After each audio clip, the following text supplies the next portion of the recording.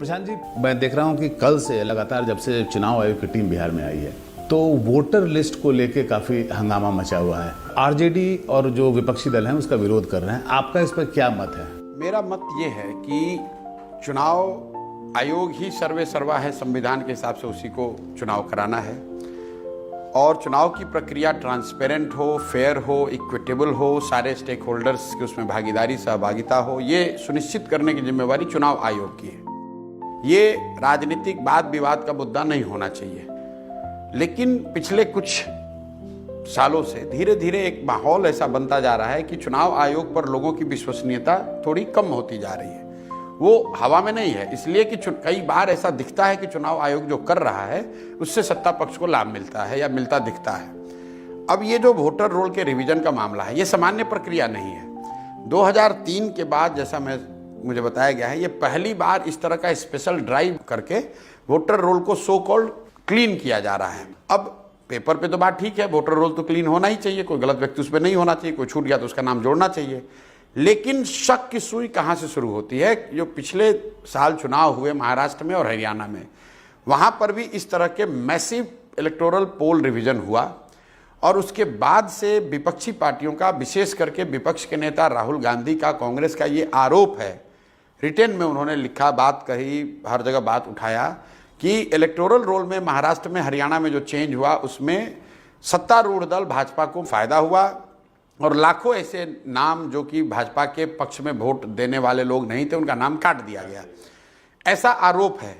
चुनाव आयोग ने उस आरोप का कोई विश्वसनीय जवाब अभी तक दिया नहीं, उसको खारिज कर दिया, लेकिन दिया नहीं, हाँ। कोई जवाब नहीं दिया। तो किया। मुझे ऐसा लगता है कि बिहार में अगर आप ऐसा कर रहे हैं तो इसमें कोई दिक्कत नहीं है, आपको जो करना है करें, चुनाव आयोग ही मालिक है।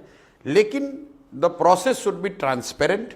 चुनाव आयोग को, उनके अधिकारियों को एक्सप्लेन करना चाहिए कि अभी जो इलेक्टोरल रोल है इसमें संशोधन का आधार क्या होगा, किन लोगों का नाम आप हटा रहे हैं, जिन लोगों का नाम आप हटाना चाहते हैं उनको अपील करने की या अपनी बात करने की सुविधा होगी कि नहीं होगी।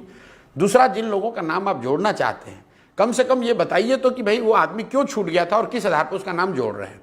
और इन सब प्रक्रिया के बाद एक बार फिर से जो रिवाइज्ड इलेक्टोरल रोल हो वो सारे स्टेक होल्डर्स को प्रकाशित किया जाना चाहिए। आप जो बोल रहे हैं प्रशांत, तो बड़ा लंबा प्रक्रिया है। और नहीं, लंबा प्रक्रिया नहीं है। इलेक्शन कमीशन के पास वो रिसोर्स है, क्योंकि इलेक्शन कमीशन बहुत बड़ी संस्था है, उसके बहुत व्यापक अधिकार हैं, पूरे देश में वो लोग इलेक्शन कराते हैं। तो उनके लिए बिहार में इलेक्टोरल रोल को क्लीन करना ये कोई बहुत बड़ी बात नहीं है। वो चाहे तो सैकड़ों अफसर बाहर से लाकर डिप्लॉय कर सकते हैं, जो बिहार सरकार की व्यवस्था के साथ जुड़कर ये काम कर सकता है। समस्या वो नहीं है। समस्या ये है कि क्या इलेक्शन कमीशन ने इस प्रक्रिया को पूरी तरीके से ट्रांसपेरेंट बनाया है, क्या उन्होंने सारे स्टेक होल्डर को विश्वास में लिया है, क्या उन्होंने पत्रकारों को, मीडिया को ये बताया कि इससे होगा क्या, कौन लोग जुड़ेंगे, कौन लोग हटेंगे, जो लोग हटेंगे उनके पास अपना प्रतिवेदन, अपना आवेदन देने का क्या प्रक्रिया होगा, जिसको जोड़ोगे उसको जोड़ने का आधार क्या होगा। इतनी बात आप बता दीजिए। उसके बाद इलेक्टोरल रोल न तेजस्वी यादव का काम है, न प्रशांत किशोर का काम है, न भाजपाइयों का काम है। इलेक्टोरल रोल रिवीजन चुनाव आयोग का काम है। उसको अपना काम आज़ादी से, स्वतंत्रता से, ट्रांसपेरेंट तरीके से करना चाहिए और हम लोग का विश्वास है कि अगर वो करेगा तो लोकतंत्र उसी से चल रहा है। लोकतंत्र, देखिए, लोकतांत्रिक प्रक्रियाओं में कॉम्प्रोमाइज नहीं होना चाहिए। जो प्रक्रिया इलेक्शन कमीशन फॉलो कर रहा है वो तो आपके सामने है। नहीं है अभी मैं आपको जो बोलना चाह रहा हूं, मेरे सवाल को पूरा होने दीजिए। अभी विपक्ष जो है उसके विरोध में खड़ा हो गया है, सत्ता पक्ष बोल रहा है कि नहीं ये ठीक हो रहा है। जन स्वराज इस मुद्दे पे कहां खड़ा है? मैं बता रहा हूं, मैं जन स्वराज जहां खड़ा है मैं वो बोल रहा हूं।